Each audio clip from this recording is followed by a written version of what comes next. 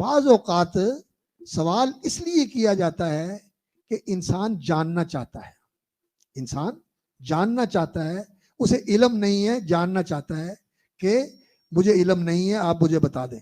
جیسے رسول اکرم صلی اللہ علیہ وسلم سے حضرت معاذ بن جبل نے سوال کیا، یا رسول اللہ مجھے وہ چیز بتائیں جو مجھے جنت کے قریب کر دے اور مجھے جہنم سے دور کر دے. تو نبی صلی اللہ علیہ وسلم نے ان کو تفصیلاً جواب دیا.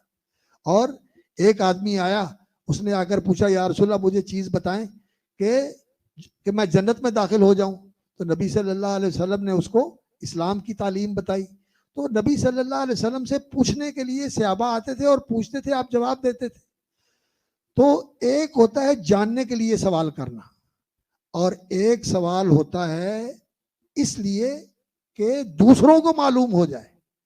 آپ پوچھ رہے ہیں لیکن آپ نے اس لیے پوچھا ہے کہ استاذ اور عالم اور مفتی صاحب وہ بتائیں اور دوسروں کو معلوم ہو جائے. جبریل امین کے سوال کی یہ نوعیت تھی. انہیں معلوم تھا کیونکہ وہ تو رسول اکرم صلی اللہ علیہ وسلم کے استاذ تھے.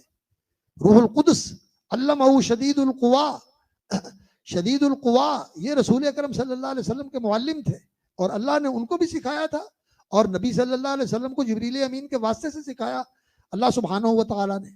تو انہیں معلوم تھا، لیکن انہوں نے پوچھا کیونکہ رسول اکرم صلی اللہ علیہ وسلم سے صحابہ پوچھنے سے گریز کرتے تھے، کیونکہ اللہ رب العزت نے فرمایا تھا لا تسألوا عن اشیاء، اور صحابہ ادباً نہیں پوچھتے تھے. تو پھر وہ یہ چاہتے تھے کہ کوئی دیہاتی آ جائے اور پوچھے تو ہمیں پتہ چل جائے. تو جبریل امین ایک اجنبی کی شکل میں آئے اور آ کر انہوں نے پوچھا. اور دوسری روایات میں یہ تفصیل بھی آئی ہوئی ہے اسی طرح کی کہ تم نے نہیں پوچھا تو جبریل امین آئے اور انہوں نے پوچھا، اور انہوں نے پوچھ کر تمہیں دین بتا دیا، پورا دین بتا دیا. تو اس لیے بھی سوال کرنا جائز ہے کہ دوسروں کو معلوم ہو جائے، لیکن کسی کو عاجز کرنے کے لیے، تعجیز کے لیے، اور کسی کو ہلکا کرنے کے لیے اس سے کوئی ایسا سوال کرنا کہ وہ اسے خفت ہو اور وہ اس کے جواب سے عاجز آ جائے اور اس کی اس کے ساتھ تحقیر ہو جائے، توہین ہو جائے، اس طرح کا سوال نہیں کرنا چاہیے انسان کو، اور اس سے انسان کو گریز کرنا چاہیے.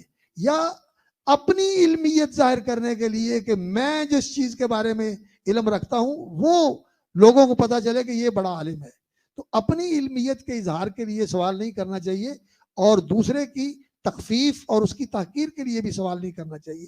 یہ سوال کا ادب ہے.